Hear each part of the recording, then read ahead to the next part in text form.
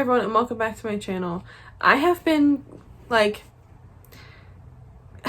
anticipating how to address this on my channel for some time now. Originally I was really excited to talk about it, but now it's almost like a bittersweet thing, and that is just because I had a tough go with it. So I'm a snake mom.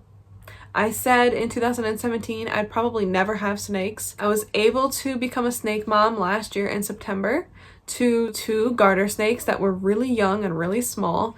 And right before I was about to have them rehomed to me from Craigslist, the person said that one of the snakes was having fluid-filled blisters on its body. And from the research I did, I knew that that was infection, typically from too much humidity or dirty conditions. I knew what the cause was. I asked them, like, you know, how much humidity you have going on, like how often do you clean it and stuff like that. But ultimately, they were about to be rehomed to me, so they were like, I can just give you one of them. And I was like, no, I would like both, ideally. I also felt bad leaving the one behind that was having health issues, so I was like, I have an exotic vet, I have the resources, even though I don't have the experience of treating this in a garter.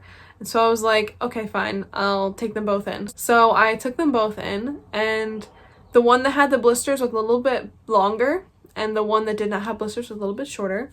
They did not have names at the time, nor did I know if one was male or female, or if they both were female, or if they both were male. I didn't know. They were just like super tiny, like so small. I took the one with blisters into the vet, and he was diagnosed with having a bacterial infection, and we had to give him injections.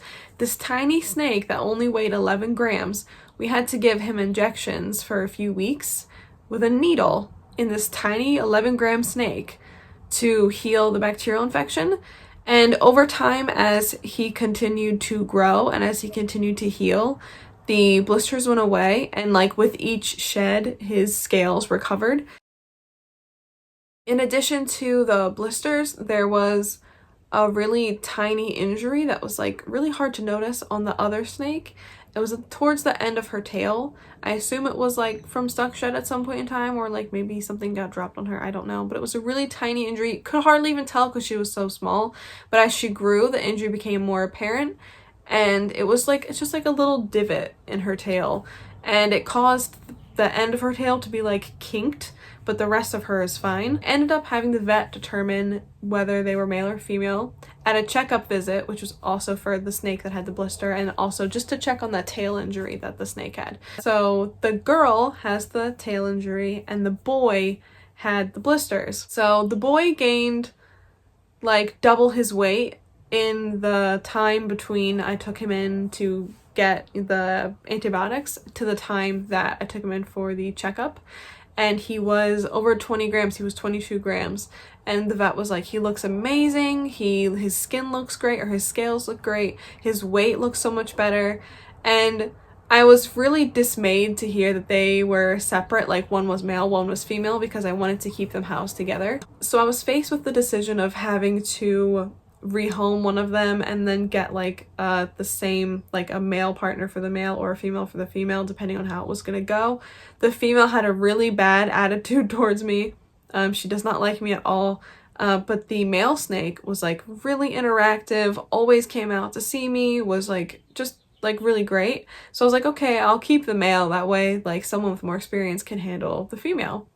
But then I was like, no, I love them both. I'm just going to get 2 separate enclosures and have 2 separate groups, like one male group, one female group. And so at that point in time, I decided to name them. I'm a really big fan of Attack on Titan, and I named the male snake Eren, and I named the female snake Mikasa. And unfortunately, 2 days after his health visit, Eren suddenly died.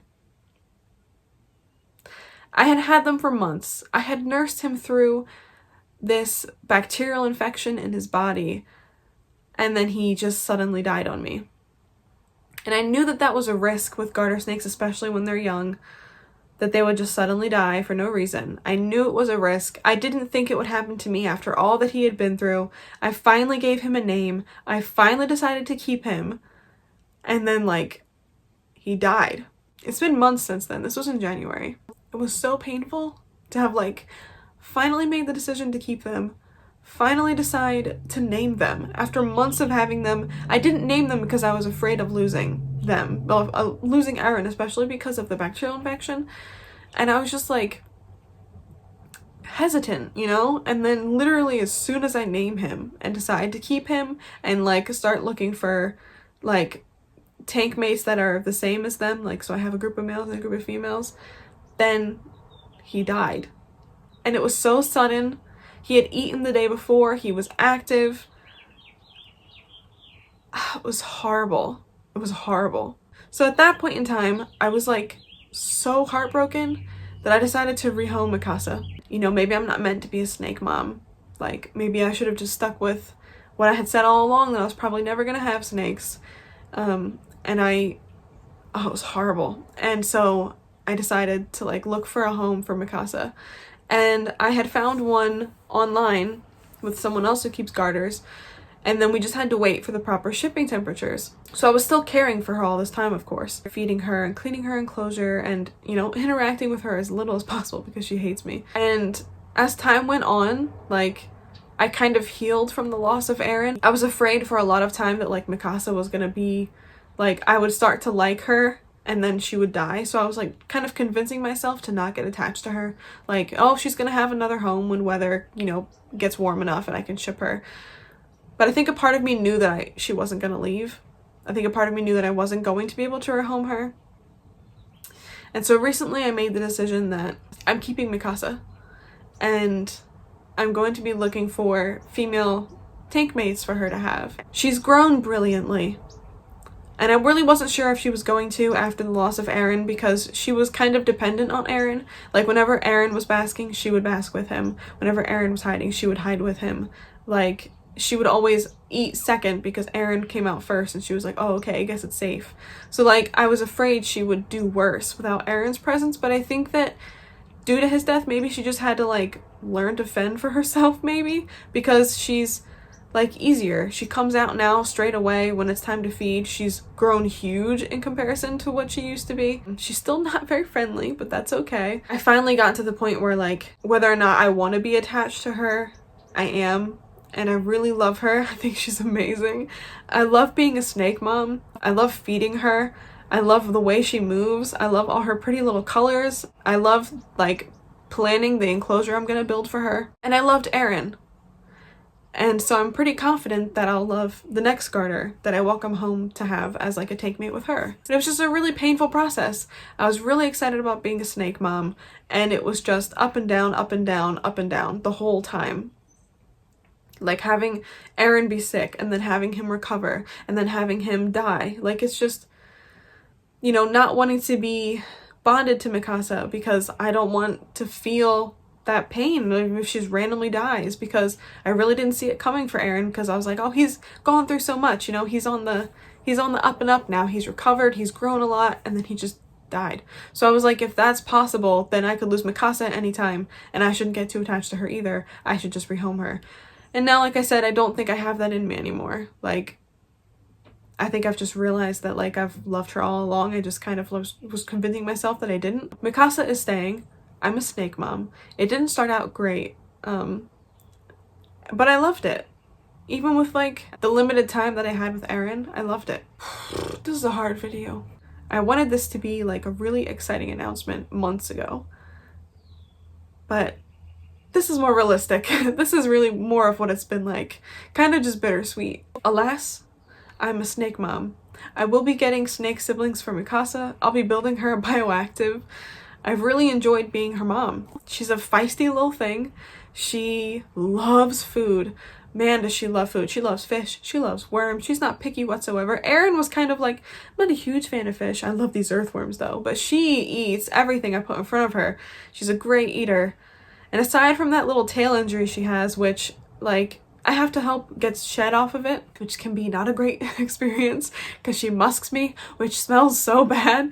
But other than that, like, she's a good snake, you know? And I'm really just happy that she's still with me. I'm happy to be her mom. And I'm looking forward to what she'll be like when she's reintroduced to a couple snakes. I plan to have a group of 3. That way, if one suddenly dies on me, I will have a backup for her. Ugh.